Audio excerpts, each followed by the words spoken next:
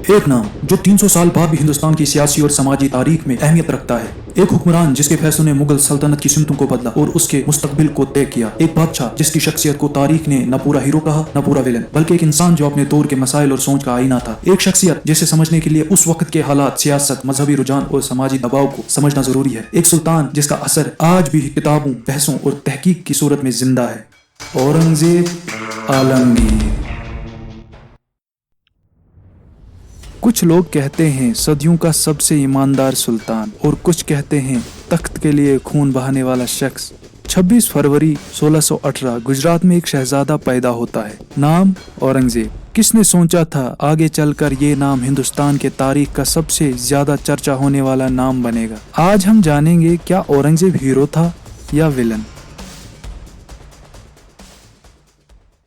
साल 1620 से लेकर 1650 ईस्वी शाहजहां का दौर था। मुगल हुकूमत शान के आसमान छू रहा था। ताजमहल, लाल किला, शानदार इमारतें, जेवर, कला, शायरी, हर तरफ रंग ही रंग थे। मगर इस खुशहाल और शहनाइयों से गूंजते महल के दरमियान एक शहजादा खामोशी से खड़ा सब कुछ गहरी निगाहों से देख रहा था। वो ताज की चमक नहीं बल्कि जिम्मेदारी और कायदे की सोच रखता था। बचपन से ही एक बात साफ थी, इस लड़के को आसानी से झुकाया नहीं जा सकता। एक वाकया मशहूर है। जंग के दौरान एक हाथी ने नौजवान औरंगजेब पर हमला किया। सब भाग गए, लेकिन औरंगजेब ने हाथी की आंखों में आंखें डालकर उसे रोक दिया। शाहजहां ने ये मंजर देखकर उसी वक्त ये अंदाजा लगाया था, एक दिन सल्तनत का बोझ इसके कांधों पर होगा। 1657 में शाहजहां बीमार पड़ गया। तख्त खाली पड़ने का खौफ हर तरफ फैल जाता है। शाहजहां के 4 बेटे थे, दारा शिकोह, औरंगजेब, मुराद और शुजा। एक दूसरे के सामने तलवार लेकर खड़ा हो गए। दारा शिकोह सूफी सोच, शायरी और सेकुलर फिक्र रखने वाला और शाहजहां का लाडला था। दूसरी तरफ औरंगजेब सख्त, फैसलों में तेज, हुक्म में पुख्ता जैसी शख्सियत रखता था। 20 मई 1658 समूगढ़ की जंग, खून की नदियां, धूल का तूफान और अंजाम दारा शिकोह शिकस्त खाता है। 1659 दारा शिकोह को सजाए मौत दे दी जाती है। औरंगजेब बादशाह बन जाता है और लक़ब मिलता है आलमगीर। ये वो लम्हा था जहां लोगों की सोच 2 हिस्सों में टूट गई। कुछ बोलने लगे उसने सल्तनत को गलत हाथों में जाने से बचाया, और कुछ बोले तख्त के लिए बाई का खून बहा दिया। औरंगजेब ने हुकूमत संभालते ही मुगल सल्तनत का रुख ही बदल दिया। शहनाइयां बंद, महफिलें बंद, महलों और इमारतों पर खर्चा बंद। वो कहता था दौलत हवा में उड़ाना जुल्म है। और सबसे अजीब बात, बादशाह होते हुए भी रोजी रोटी कमाने के लिए कुरान के नुस्खे खुद लिखता और बेचता था। इसके हवाले आज भी तारीख के रिकॉर्ड्स में मिलते हैं। औरंगजेब की इमेज सबसे ज्यादा यहाँ से बनती और बिगड़ती है।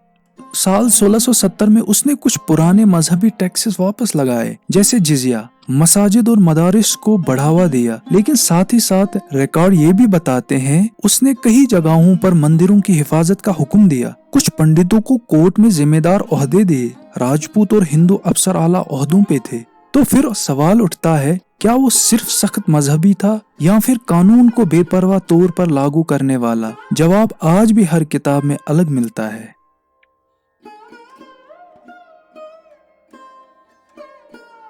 औरंगजेब की हुकूमत एक आराम की कुर्सी नहीं थी। एक तरफ मराठा, शिवाजी और उनके रास्ते पर चलने वाले, गुरिल्ला जंग, तेज हमले, रात के धावे। औरंगजेब के लिए ये सबसे लंबे और तकलीफ भरे मुकाबले थे।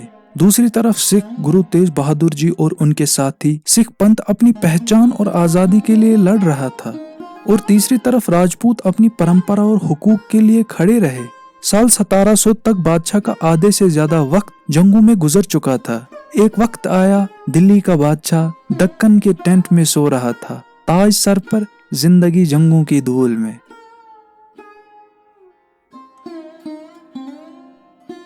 साल 1707 आते आते औरंगजेब की उम्र लगभग 90 साल की हो गई थी। थका हुआ बादशाह, दिल में बोझ सदियों की जिम्मेदारी का। औरंगजेब अपनी डायरी में लिखते हैं, जिंदगी मेहनत और इबादत में गुजरी, अब मुझे खौफ है मेरे बाद हिंदुस्तान का क्या होगा।